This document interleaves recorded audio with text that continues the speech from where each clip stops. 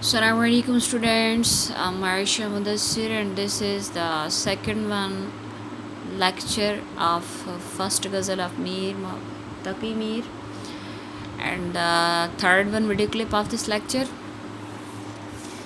इसमें आप तीसरा शेर पढ़ेंगे, उसकी तशरीह, उसके अल्फाज माना, उसके मफ़हूम को अच्छे से ज़हन-नशीन करेंगे, ठीक है।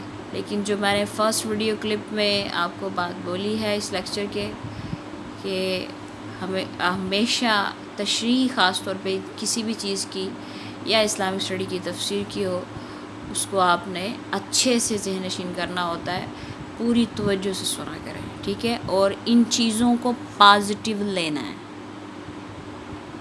ओके, पॉजिटिव लेते हैं इन सब चीज़ों को, ठीक है। चश्मे दिल खोल उस भी आलम पर, चश्मे दिल खोल उस भी आलम पर, यहाँ की औकात ख्वाब किसी है। इसको ख्वाब ना पढ़ा करें, ये जो वाव है ना ख्वाब का, बेटा ये साकित होता है। जैसे इंग्लिश में नॉलेज में के है, नमूनिया में पी है, ठीक है। ऐसे होते हैं ना अल्फाज कि वो उसकी आवाज़ स्किप होती है, साइलेंट होते हैं वो। इस तरह ये भी साकित है, इसकी आवाज़ नहीं आएगी वाव की। आप खे के साथ अलिफ को जुड़ा हुआ तस्वर किया करें, लिखने में आएगा। इसको ख्वाब नहीं ख्वाब कहते हैं, ठीक है। यहाँ की औकात ख्वाब किसी है। अब चश्मे दिल किसको कहते हैं? दिल की आँख, दिल की आँख। अब मीम के नीचे क्या है? ज़ेर है, ज़ेर को कसरा बोलते हैं। तो का की के अगर दो लफ्ज़ों के दरमियान, दो इसमों के दरमियान आ जाए तो वो भी मुरक्कब इज़ाफ़ी होता है। अगर पहले इसम के आखिरी हरफ के नीचे ज़ेर आ जाए तो ये मुरक्कब इज़ाफ़ी होता है। ये इसकी अलामत होती हैं, आपने पढ़ा होगा उर्दू के ग्रामर में पिछली क्लासेस में। चश्मे दिल, दिल की आँख, ठीक है, मतलब बातिन की निगाह, बातिन की निगाह खोल। दिल की आँख मतलब बातिन की आँख को खोल, जो छुपी हुई है, जो हमारा शऊर इस जो है ना, इस चीज़ को जो बेदार करता है, इन सब चीज़ों को निकालता है।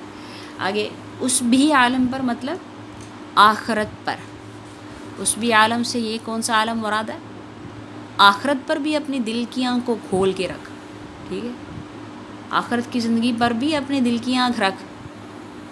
जो कुरान मजीद में बार बार आप पढ़ते हो, अहवाल पढ़ते हो, क़यामत के अहवाल पढ़ते हो, अपनी ज़िंदगी के मकासद पढ़ते हो, उस पर भी थोड़ा बेटा नज़र सानी किया करें, शऊर में लाया करें उन चीज़ों को।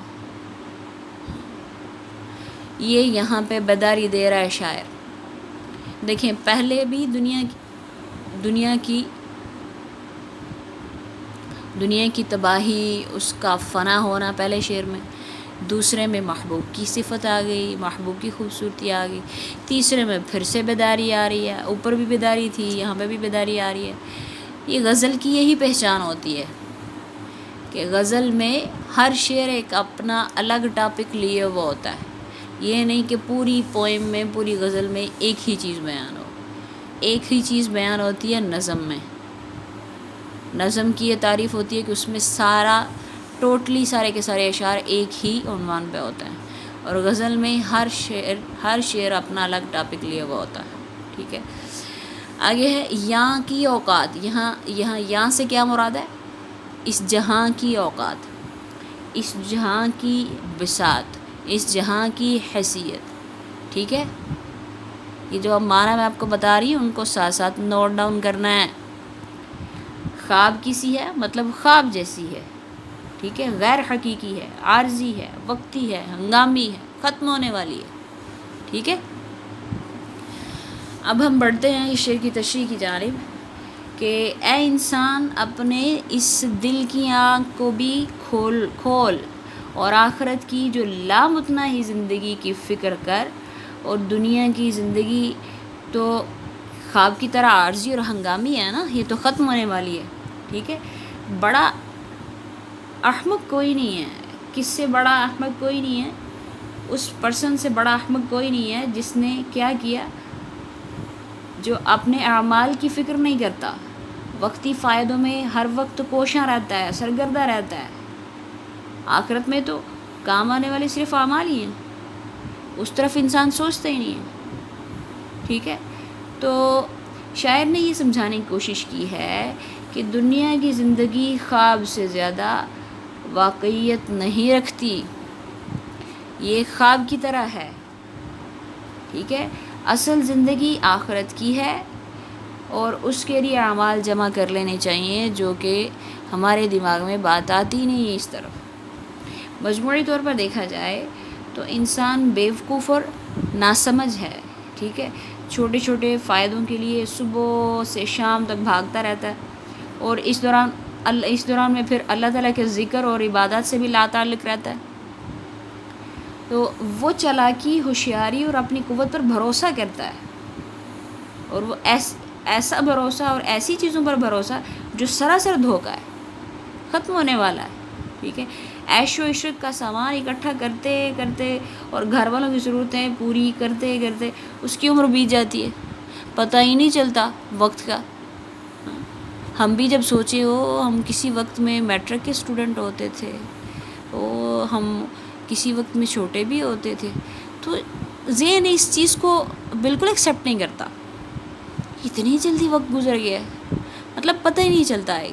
انسان ایسی چیزوں کی تگ و دو میں ایسے بھاگتا جاتا ہے کہ حقیقت کو فراموشی کر دیتا ہے، ٹھیک ہے۔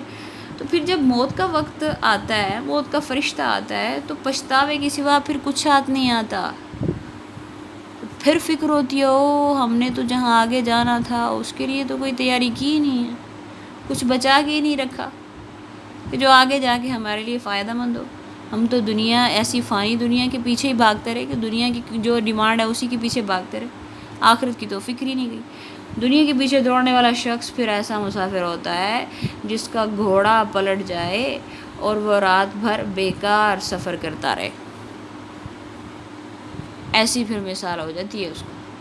اور عقل مند کہتے ہیں کہ ایسا مسافر پھر بھی تلافی کر لیتا ہے، مگر زندگی میں بھٹکنے والا کسی کام کا نہیں رہتا، ٹھیک ہے۔ بس ضروری ہے کہ آدمی عقل کے نال بنوائے، مطلب یہ ایک محاورہ ہے کہ ہوش کے ناخن لینا، اور ہمیشہ سمجھداری سے اور حقیقت کی نظر سے دیکھتے ہوئے خود کو اس زندگی کے لیے ریڈی رکھے اور اس طریقے سے اپنی زندگی کو گزارے، وہ وتیرہ بنائے اپنا زندگی گزارنے کا، اچھے اعمال سے آخرت سنوارنے کی کوشش کرے، ٹھیک ہے۔ اس کے بغیر بیٹا کام نہیں چل سکتا۔ حقیقت میں تو یہ دنیاوی زندگی ایک عارضی اور ناپائیدار ہے نا، اور اسی بنا پر اس کی حیثیت ایک خواب جیسی قرار دی ہے شاعر نے۔ جیسے انسان نیند کی حالت میں خواب دیکھتا ہے، پتہ نہیں کہاں سے کہاں جاتا ہے، کیونکہ دماغ اس کا جو سوچ رہا ہوتا ہے نا سارا دن، موسٹلی خواب میں وہی چیز نظر آتی ہے۔ نیند کی حالت میں بہت خوبصورت سہانے خواب دیکھتا ہے جو کہ زندگی میں حقیقتاً اس کو کبھی مل بھی نہیں سکتے، لیکن وہ نیند کی حالت میں ایسے خواب دیکھتا تو ہے، وہ کچھ اور ہی محسوس کر رہا ہوتا ہے تب خواب میں، لیکن جب وہ بیدار ہوتا ہے تو خواب کی تمام کیفیات عارضی اور حقیقت سے دور ہو جاتی ہیں۔ اٹھتا ہے تو پھر ہوش میں آتا یہ تو میں نیند میں دیکھ رہا تھا۔ تب انسان کو احساس ہوتا ہے کہ خواب ایک دھوکہ اور فریب تھا، تو دنیا بھی وہی خواب ہے، ٹھیک ہے۔ چنانچہ انسانی زندگی کو خواب کے سوا کچھ نہیں، اور غافل انسان کو اس کا احساس تب ہوتا ہے جب وہ موت کی آغوش میں جا رہا ہوتا ہے، ٹھیک ہے۔ اسی لیے جو میر ہے نا وہ نصیحت اسی لیے کر رہے ہیں کہ انسان کو ہمیشہ دل کی آنکھ کھول کے مطلب بصیرت سے کام لینا چاہیے، مرنے سے پہلے ہی آخرت کی تیاری کر لے تاکہ مرتے وقت پچھتانا نہ پڑے۔ اب اس کے ریلیٹڈ شعر میں بتاؤں کہ آخرت میں عمل نیک ہی کام آئیں گے، آخرت میں عمل نیک ہی کام آئیں گے، پیش ہے تجھ کو سفر آگے کاما، زادے سفر پیدا کر۔ تجھے کیا درپیش ہے؟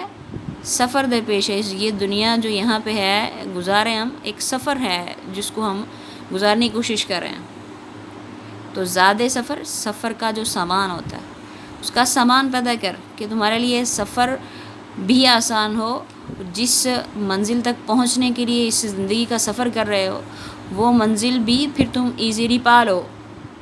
یہاں امتحان کے لیے ہم لوگ آئے ہیں نا، اس کی تیاری کے لیے آئے ہیں. اس امتحان اصل امتحان کو ہم بھولے ہوئے ہیں. دنیاوی امتحان کے لیے کتنی ہم تگودو کرتے ہیں. اپنے ایگزامس کو ہی لے لو. ہاں کیسے ہم لوگ تیاری کرتے ہیں. جب پیپرز کے دن ہوتے ہیں پھر تو اللہ کی پناہ، پھر تو ہمیں کھانا پینا بھی نہیں سوچتا، نیند بھی نہیں سوچتی. تو کبھی اس طرح کی فکر ہم نے آخرت کے لیے بھی کی ہے جو حقیقتاً ہم جس امتحان کی تیاری کے لیے آئے ہیں. دوسرا شعر ہے کہ اب بھی وقت ہے زادِ سفر کی کر لو فکر تو فعل. یہ تو فعل ہوشیار پوری کا شعر ہے. اب بھی وقت ہے زادِ سفر کی کر لو فکر تو فعل، چڑیاں چگ گئیں کھیت تو پھر تم دور کھڑے پچھتاؤ گے. ٹھیک ہے جی. آج کا یہ تیسرا شعر بھی اختتام پذیر ہوا. یہ 2 اشعار ریلیٹڈ آپ نے مسٹ نوٹ ڈاؤن بھی کرنے ہیں، ذہن میں رکھیے گا. انہی اشعار کو آپ نے لرن کرنا ہے. 2 اشعار ایک شعر کی تشریح میں آپ لکھیں گے تو یہ ایکسیلنٹ پرفارمنس ہوگی آپ کی بورڈ میں. ٹھیک ہے. اوکے بیٹا، اللہ حافظ.